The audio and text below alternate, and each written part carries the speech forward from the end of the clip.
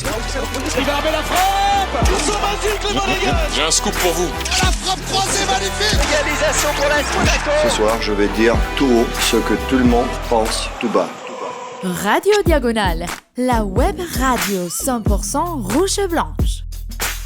Après 6 ans d'attente, voilà le Fantasy Mercato de Radio Diagonale. En plus, j'ai l'honneur d'ouvrir le bal. Je suis le premier des chroniqueurs du coup à vous proposer mon Fantasy Mercato. Qu'est-ce que le Fantasy Mercato ? C'est quand les chroniqueurs de Radio Diagonale s'amusent à être les directeurs sportifs de l'AS Monaco. La règle, elle est simple. On prend l'effectif au 1er juillet 2026, c'est-à-dire qu'on n'a pas les joueurs qui sont actuellement en prêt. On récupère les joueurs justement qui étaient au prêt.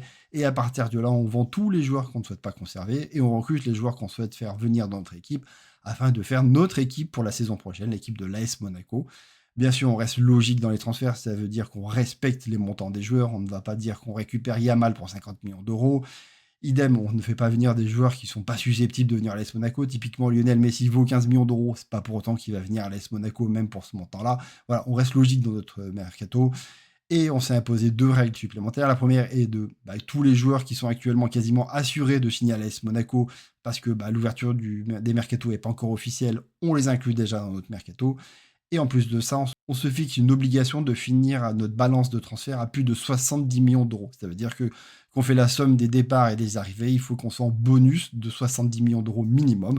Pourquoi ? Je le rappelle, parce que l'AS Monaco n'a pas de sous à l'heure actuelle, parce qu'il n'y a plus de droits TV pour la Ligue 1, parce qu'il y a les règles du FPF qu'on doit respecter, qui disent que nos dépenses ne doivent pas être supérieures à 70% de nos revenus.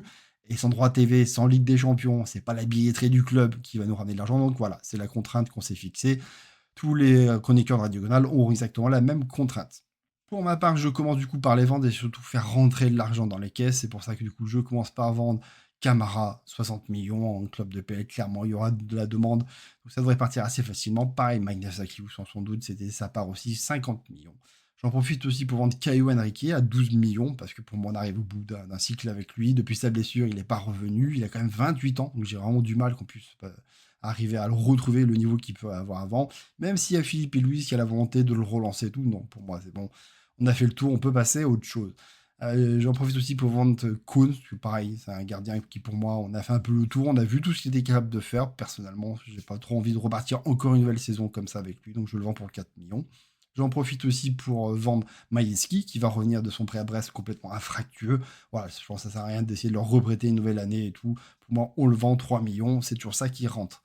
Et dans les gardiens, j'en profite aussi pour prêter Liénard. Pour moi, ce gardien doit jouer pour qu'on voit quel est vraiment son niveau, si c'est intéressant ou pas, que ce soit en Ligue 2, que ce soit en Ligue 3 même, et voilà, qu'il puisse jouer et qu'on puisse trancher, en fait, savoir si on continue à le garder avec lui ou si on arrête là.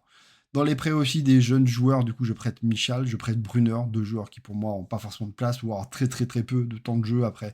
Donc autant qu'ils en acquièrent ailleurs pour qu'ils puissent progresser.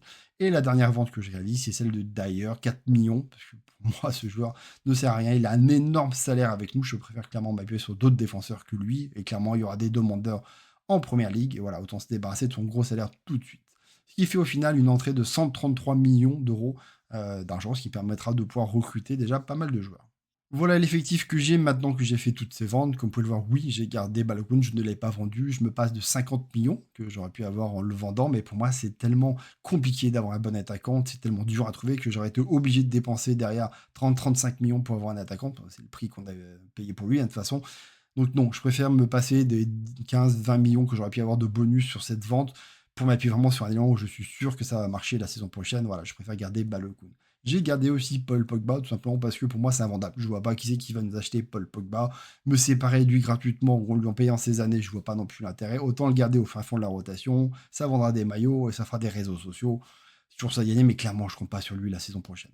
La défense, comme vous pouvez le voir, il y a quand même très peu de changements. Et je sais que beaucoup râlent sur notre défense et sur le niveau de nos défenseurs. Pour moi, le problème ne vient pas de là. Pour moi, le problème vient surtout de nos milieux de terrain qui ne protègent pas assez nos défenseurs. Parce que régulièrement, on joue avec seulement 2 milieux de terrain.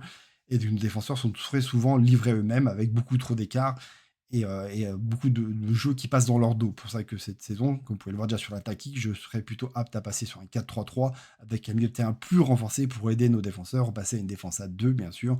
Je conserve Salissou et Minamino qui sont 2 joueurs qui sont blessés. Pour moi, ils sont complètement invendables, qui sont avec les ligaments croisés. Donc je préfère les garder dans l'effectif et voir ce que ce sera pour donner au cours de la saison. Je garde Maoussa parce que c'est un très jeune défenseur qui va encore progresser. Je ne souhaite pas m'en séparer maintenant parce qu'on ne gagnerait pas assez d'argent par rapport à ce qu'on l'a acheté. Et je garde Kerr parce que, mine de rien, pour moi, c'est le meilleur défenseur qu'on a. Et comme vous pouvez le voir, il y a déjà beaucoup de joueurs à rajouter. Si en plus je dois changer toute ma défense, ça fait vraiment changer entièrement toute l'équipe. Je veux quand même m'appuyer sur des joueurs un peu cadres qui sont Zakaria et Kerr, comme le club l'a aussi annoncé. Au final, j'ai quand même 5 titulaires à aller chercher. Un gardien, un latéral gauche, un milieu centre, un milieu gauche et un milieu droit. Plus encore 4 remplaçants. Donc voilà, ça fait quand même 9 joueurs à la recruter. Avec ces 133 millions moins les 70 millions que je dois garder, ça fait quand même une petite enveloppe quand même pour aller recruter. Donc voilà le recrutement que j'ai fait. Par contre, je vous préviens, je regarde vraiment uniquement les matchs de l'AS Monaco. Je regarde pas les matchs des autres équipes. Je joue plus à FM depuis des années, ni à FIFA ou à d'autres simulations de foot. Donc vraiment, mon mercato se juge sur les joueurs que j'ai pu voir face à l'AS Monaco ou dans les rumeurs qui peuvent tourner autour. Je suis pas allé vous chercher la petite pépite du championnat bulgare. Je vais commencer par celles qui sont automatiques, celles que le club a déjà validées quasiment, que je devais prendre en compte. Donc forcément le jeune Sané, défenseur central de Metz, qui arrive pour 7 millions d'euros. Nazinho, le latéral gauche du Cercle de Bruges, pour 5 millions d'euros. De Tourbé, l'ailier de 3 qui vient de Manchester City, qui nous est prêté pendant 2 saisons. Et bien sûr l'option d'achat d'Ansu Fati pour 11 millions d'euros élevée, donc il reste au club. J'en profite pour vous dire que les 2 autres options d'achat, Fès et Adingra, je ne les élève pas du tout. Et pour les autres arrivées que moi j'ai choisies, du coup en commençant par le gardien de but titulaire, parce que pour moi il faut un gardien de but titulaire, pour moi je veux que Hradecky soit la doublure qui pousse justement ce gardien titulaire, et donc je vais chercher Lucas Chevalier en prêt au PSG. On est incapable d'aller se l'acheter, hein, le montant est beaucoup trop, je crois que c'est 45 millions d'euros. Clairement je pense qu'il n'y a même pas beaucoup de clubs qui vont vouloir mettre cet argent-là sur un gardien qui n'a pas énormément de certitude après la saison qu'il a fait. Donc clairement je pense que le PSG sera intéressé d'avoir un prêt sur un club qui joue potentiellement plus la Coupe d'Europe, pour le relancer, pour lui permettre de retrouver une belle cote, et pour pouvoir soit le garder, soit le revendre après, peu importe ce qui pourra se passer. Mais pour nous, ça nous fait l'occasion d'avoir un très très bon gardien, avec un Hradecky derrière qui le pousse, qui n'est pas à l'abri de nous faire une Safonov en lui reprenant sa place, hein, on ne s'étend jamais. Mais au moins, ça nous fait un bon gardien pour la coupe, ça nous fait un bon gardien titulaire, et je trouve que voilà, pour une fois, on montrait un peu le niveau de nos gardiens de but. J'en profite pour dire que je signe un contrat pro avec Ben Chaouch, le gardien marocain. Je pense qu'il est temps de lui donner un peu plus d'importance au sein du club et du coup lui donner cette 3e place, être dans le groupe pro déjà pour une première saison, avec la possibilité d'intégrer assez rapidement du coup la place de titulaire, vu que Jean-Olivier est un prêt et que Hradecky a plus qu'un contrat d'une seule année. En défense, aucun changement, parce que voilà, tout a déjà été fait. Le milieu de terrain, pour moi, il faut recruter du coup un milieu de terrain remplaçant de Camara. Personnellement, je ne vais pas chercher un jeune prometteur sur lequel on pourra faire des plus-values. Typiquement, je suis quand même très tenté, bien sûr, de faire venir Danois de Auxerre.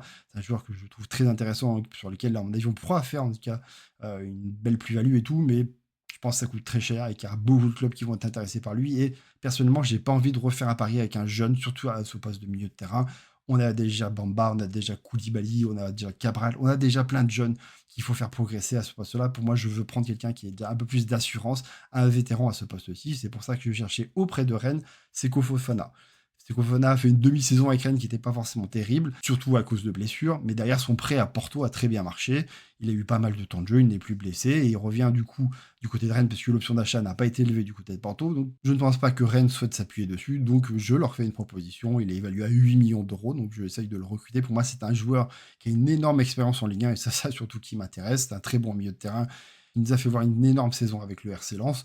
Je trouve que ça irait très très bien avec notre milieu de terrain et qui pourrait remplacer parfaitement Camara et nous apporter toute son expérience. Pour les milieux offensifs et remplacer à Cliou, je vais du côté de Leicester. Je rappelle qu'ils sont descendus en 3e division anglaise après être descendus déjà la saison dernière de PL. Pour moi, il y a clairement des affaires à faire. Je vais chercher leur jeune ailier ghanéen de 20 ans, Abdul Fataou. Grosse saison pour lui, 44 matchs, 9 buts, 7 passes décisives. Il a une belle cote, ça allait à 20 millions d'euros. Pour moi, voilà, c'est un gros achat à faire. C'est mon gros achat de toute façon que je vais faire sur ce mercato-là. Mais c'est typiquement le genre de joueur que l'AS Monaco aime aller chercher, qui a une belle cote, qui a beaucoup de talent et qui peut potentiellement faire une très belle plus-value par la suite.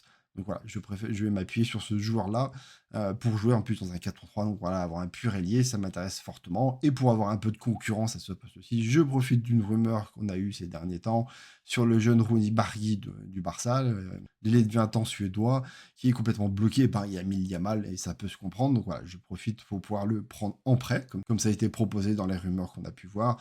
28 bouts de match pour lui cette saison, pour 2 buts et 4 passes décisives. Pour moi, voilà, ça permet d'avoir 2 joueurs intéressants sur ce poste-ci qui peuvent avoir de la concurrence.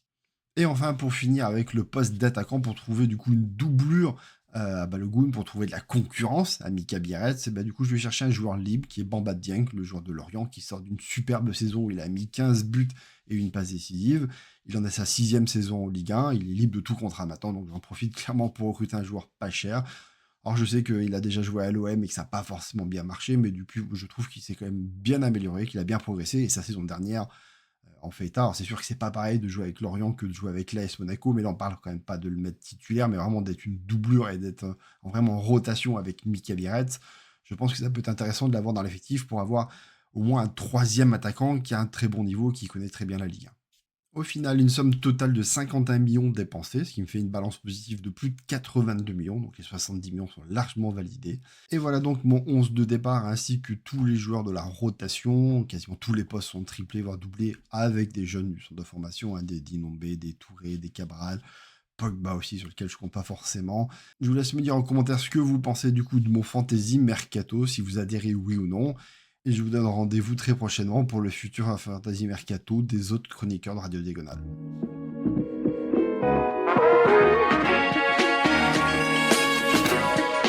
Et bisous!